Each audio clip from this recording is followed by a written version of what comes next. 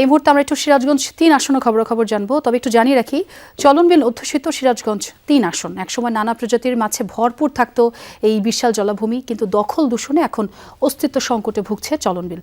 জলজ বাস্তুতন্ত্র ও জীববৈচিত্র্য হুমকির মুখে ত্রয়োদশ জাতীয় সংসদ নির্বাচনের প্রার্থীরা নিজেদের প্রচারণায় প্রতিশ্রুতি দিচ্ছেন, নির্বাচিত হলে আবারও চলন বিল যেন নিজ গৌরবে ফিরে সে বিষয়ে পদক্ষেপ নেবেন।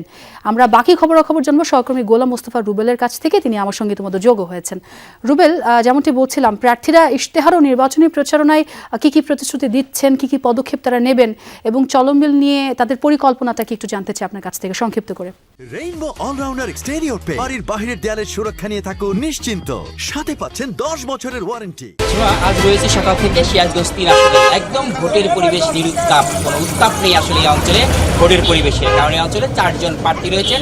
4 জন প্রার্থী কিন্তু প্রচারণায় তেমন একটু মুখরিত নয়, কারণ এখানকার ভোটাররা তারা কিন্তু এখন পর্যন্ত প্রার্থীর চেহারা দেখছেন না, এমনটাই কিন্তু অভিযোগ করছেন এখানকার প্রার্থীরা। তবে চলন বিল নিয়ে কিন্তু তাদের একটা বড় একটা ভাবনা রয়েছে, কারণ আপনারা জানেন যে সিরাজগঞ্জ ৩ আসন, এই আসনটিতে মোট 17টা ইউনিয়ন, 2টি পৌরসভা এবং 4,40,427 জন ভোটার তারা ভোট প্রয়োগ করবেন আগামী 12 তারিখে ব্যালটে বাক্সে। অর্থাৎ তারা কিন্তু বলছেন যে ভোটাররা যে এই অঞ্চলের মূলত কৃষি নির্ভরশীল এই 2টি উপজেলা তারাশ এবং রায়গঞ্জ এবং চলন বিল অধ্যুষিত এই তারাশে কিন্তু অনেকটাই উন্নয়নের ছোঁয়া কিন্তু লাগেনি দীর্ঘ দিনে, যে কারণে এবছরে যাদেরকে ভোট দেবেন, এবার যাদের ভোট দেবেন সেই প্রার্থীরা যেন চলন বিলের উন্নয়ন করে, চলন বিলের বৈচিত্র্যময় চলন বিল তার জীব বৈচিত্র্যকে রক্ষা করবে, চলন বিলের জৌলসকে ফিরিয়ে নিয়ে আসবে এবং একসাথে কৃষিদের কিন্তু তাদের যে সমস্যাগুলো সেই সমস্যা সমাধান করবে। তবে যে 4 জন প্রার্থী রয়েছেন আসলে সেই প্রার্থীরা কিন্তু যিনি বিএনপির বড় যে প্রার্থী রয়েছেন তিনি অসুস্থতার কারণে তিনি ঢাকায় রয়েছেন এবং তিনি আজকে এসেছেন মাত্র, তার শারীরিক অবস্থা অনেকটাই খারাপ। অন্যদিকে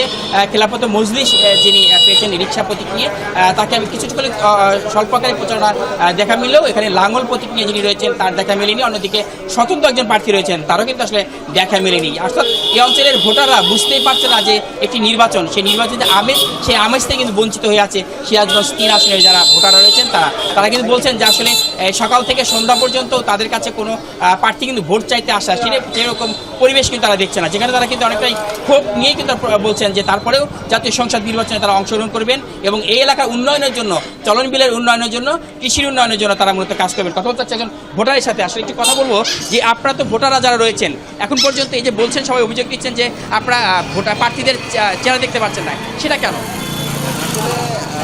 বিগত বছরে আপনি জানেন যে 17 বছরের আগে যারা এখন কিন্তু প্রার্থীরা ভোট দিতে যাইতে পারে না। আমি একটু সাধারণ নাগরিক হিসেবে এই বছর সেরকম না, আমি আমার ভোট আমি দেবো, যাকে কিছু তাকে দেবো। আর এবং প্রশাসন থেকে সর্বোচ্চ চেষ্টা করছে যে তারা নিরপেক্ষ ভোটার এবং সবসময় তারা চলাবদ্ধ রয়েছে এবং দেখা যাচ্ছে যে আশাবাদী যে আমরা এবার ভালো এবং সুষ্ঠু ভোট হবে। ধন্যবাদ আপনাকে। যেমনটি বলছিলেন তারা একটি সুষ্ঠু এবং সুন্দর ভোট পরিবেশ চাচ্ছেন এবং সুষ্ঠু এবং সুন্দর পরিবেশ ভোট হলে তারা কিন্তু সেই নির্বাচনে যাবেন এবং ভোট দেবেন। এবং একটু ভিন্ন চিত্র দেখলাম সিরাজগঞ্জ 3 আসনে, তারা যে প্রার্থীরা রয়েছেন তাদের থেকে একটু বেশ অসন্তুষ্টি দেখলাম আমরা ভোটারদের। অনেক ধন্যবাদ আপনাকে।